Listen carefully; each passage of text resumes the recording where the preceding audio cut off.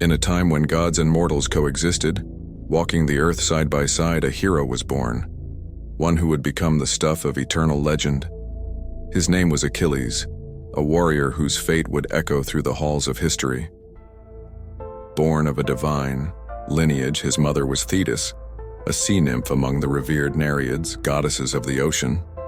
His father, Peleus, was a mortal king of Phthia in northern Greece. But Achilles was no ordinary child. Prophecy had already whispered of a destiny far greater than either of his divine parents. Thetis, radiant and powerful, possessed beauty unmatched even among gods. Peleus, a noble warrior, was descended from Zeus himself. Their union combined the blood of mortals and immortals, creating a child destined for greatness. But this fated story began in turmoil. Both Zeus, ruler of Olympus, and Poseidon, god of the seas, once vied for Thetis's hand.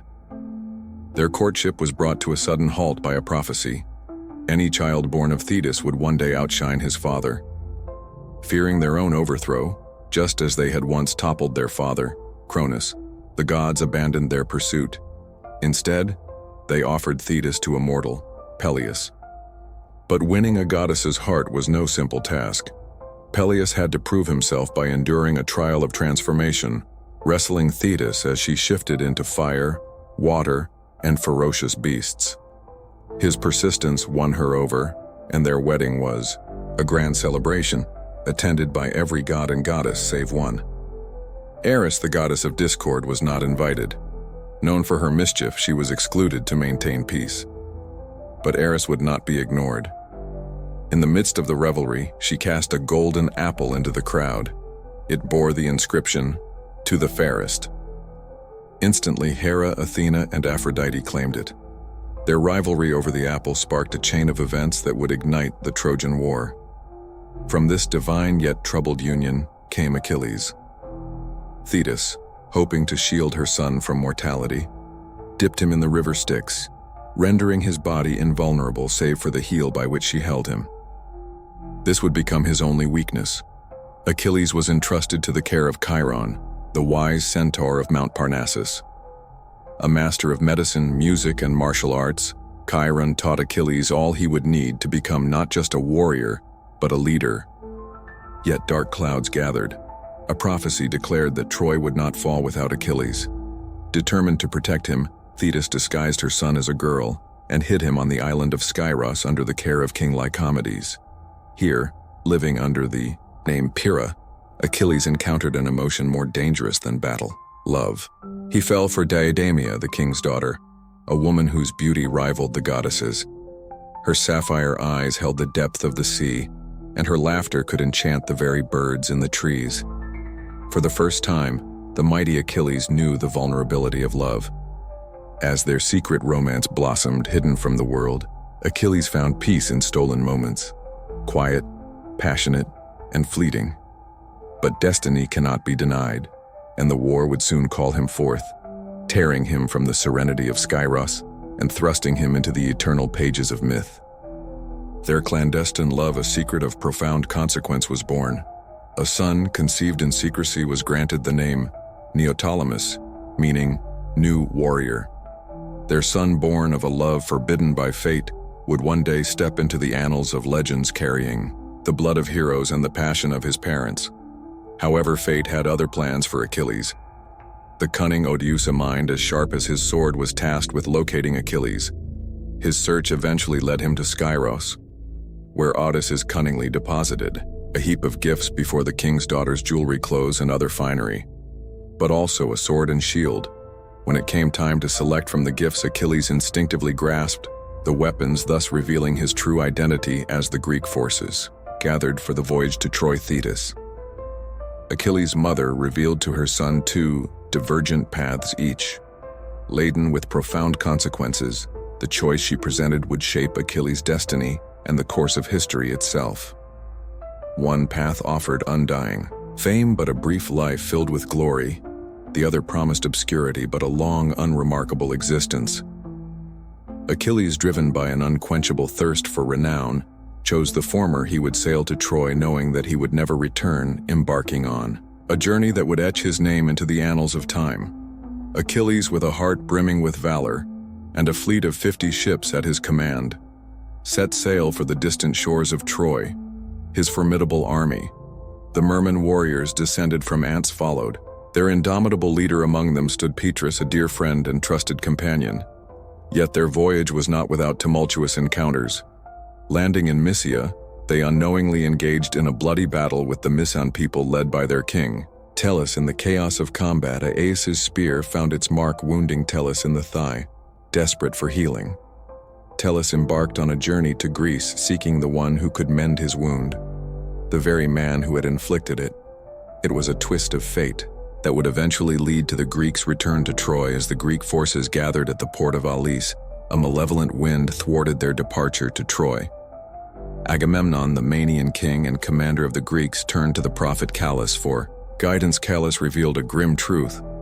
The winds would only relent if Agamemnon sacrificed his own daughter Ipha to the goddess Artemis. Agamemnon, torn between the love for his daughter and the desperate need to sail, resorted to deception. He sent a message to Achilles, falsely claiming that he had promised Ida to him in marriage. When Achilles learned of this deceit, he was filled with rage and vowed to protect Aegea. But Iphigenia, driven by a selfless love for her country, chose to be sacrificed. To save the Greek fleet, her sacrifice was a solemn and tragic prelude to the horrors of war that awaited them in Troy. In the relentless Greek campaign against Troy, marked by a series of expeditions to secure vital supplies and resources, one particular raid stands out as pivotal. The raid on Pathos, a strategically located island just off the coast of Troy. This expedition would have far-reaching consequences, setting the stage for a tragic encounter that would change the course of the Trojan War. As the Greek ships approached the shores of Pathos, Achilles, the unrivaled warrior, stood at the forefront of the assault. His reputation as a fearsome and relentless fighter had already struck fear into the hearts of the Trojans. However, fate had a different plan for Achilles on this day. During the battle, Achilles found himself facing a formidable adversary, Tennis, a son of the god Apollo. The clash between these two mighty warriors was nothing short of epic, their swords clashing like thunderbolts. On the battlefield, it was a duel that would be etched into the annals of history in the aftermath of their fierce encounter. Apollo, the divine patron of tennis, harbored an everlasting hatred for Achilles. This divine resentment would prove to be a dark omen for the hero, setting in motion a chain of events that would ultimately contribute to his downfall with the raid on Tenedos. Behind them, the Greek armies under the leadership of Agamemnon, and fueled by the unmatched ferocity of Achilles, began their full-scale assault on the shores of Troy. The Trojan War, a conflict destined to span a decade, had truly begun. The Greeks were driven by a singular purpose: to retrieve Helen, the woman whose legendary beauty had famously launched 1,000 ships. Achilles, the preeminent warrior of the Greek, for forces led his loyal mermans with unmatched determination. Together, they embarked on a relentless campaign of raids, pillaging countless cities and islands in their quest to bring Helen back to Greece. In the early years of the war, Achilles' prowess on the battlefield was unparalleled. He vanquished several Trojan champions, leaving a trail of defeated foes in his wake. Among those who fell before him was Cycnus, a formidable son of Poseidon, and Troilus, the youthful prince of Troy. However, amidst the chaos of battle, Achilles' path led him to the city of Los, a settlement nestled near the borders of Troy. After raiding and sacking the city, a beautiful woman named Bruce became his spoils of war, a prize for his victory. Little did Achilles know Bruce's presence in his camp would become a source of tension and conflict. As the Trojan War raged on, Achilles' legendary wrath was ignited by a bitter quarrel with Agamemnon, the authoritative commander of the Greek army. This profound conflict had its origins in a seemingly inconspicuous event. A priest of Apollo named Cres arrived at the Greek camp, desperately seeking the release of his daughter, who had become a captive of the Greeks and a slave to Agamemnon. When Agamemnon callously spurned the priest's heartfelt pleas, Apollo, the god of prophecy and plague, unleashed a devastating pestilence upon the Greek forces. The once mighty army was now ravaged by a merciless plague, its warriors falling victim to the relentless wrath of the gods. It was Calus, the revered Greek prophet, who unveiled the truth behind the plague. The root cause was Agamemnon's refusal to reunite Chrysis with his daughter. Achilles, guided by his unwavering sense of justice, publicly confronted Agamemnon, demanding the release of the captive girl. Agamemnon, pressured by the mounting calamity, finally conceded to Achilles' demand. However, the proud commander demanded recompense for his perceived loss, a demand that would ignite the flames of Achilles' anger and humiliation. Bruce, the beautiful woman taken as spoils of war from the city of Lonis, was the subject of Agamemnon's desire. He insisted on claiming her as compensation, and in doing so he unwittingly struck at the core of Achilles' honor and pride. Achilles, humiliated and infuriated by Agamemnon's action, grappled with a tumultuous decision. Violence and vengeance against Agamemnon beckoned. Yet ultimately Achilles chose an unexpected path: withdrawal from the battle, seeking solace and counsel. He turned to his mother Thetis, the sea goddess, who requested Zeus to make the Greeks suffer for their slight against Achilles. The shadow of Achilles' wrath loomed large over the Greek forces as Zeus, in fulfillment of his promise to Thetis, cast a malevolent eye upon them. The divine intervention had begun, and the Greeks found themselves ensnared in a web of suffering. As the Trojans, emboldened by the absence of Achilles, pressed their advantage, it was Hector, the indomitable commander of the Trojan army, who stood as the embodiment of their defiance. Agamemnon, the desperate and beggar commander of the Greeks, understood that he needed to act swiftly to alter the course of the war. He implored Achilles to return to the battlefield, offering not only to return the coveted bra, but also pledging a wealth of treasures as compensation. The weight of the Greek world seemed to rest upon this plea. Despite the heartfelt appeals of figures like Odysseus and his cousin Ajax, Achilles remained steadfast in his refusal. His resolve, fueled by his sense of honor and indignation, refused to yield to Agamemnon's entreaties. The Greeks watched in despair as their last glimmer of hope for Achilles' return faded. As the Trojans continued to gain ground, Hector's unrelenting onslaught on the Greek camp set their ships ablaze. Desperation and desolation gripped the Greek ranks, for the absence of Achilles was a void that could not be filled. Amidst the tumult of battle, with the Greek camp besieged and the Trojans at their gates, a pivotal moment unfolded. Patroclus, Achilles' closest and dearest friend, could no longer bear the suffering of his comrades. In an act of unparalleled selflessness and bravery, he approached Achilles with a fervent plea. Patroclus begged Achilles for permission to lead the Merman on into battle. Donning his armor and bearing his name, Achilles, with a heavy heart and a foreboding sense of fate, consented to his friend's request. Thus, Patroclus assumed the guise of the great Achilles, stepping onto the battlefield with the weight of his friend's legacy upon his shoulders. In a tempestuous and fierce battle, Patroclus, wearing the renowned armor of Achilles, drove the Trojans back and even vanquished Sarpedon, the heroic son of Zeus. His valor shone like a beacon, yet tragedy, as foretold, would not be forestalled. Hector, with the divine assistance of Apollo, confronted Patroclus in a climactic showdown. The outcome was heart-wrenching. Patroclus fell pierced by Hector's fatal spear. The Greek warriors, their hearts heavy with grief, scrambled to recover the fallen hero's lifeless body.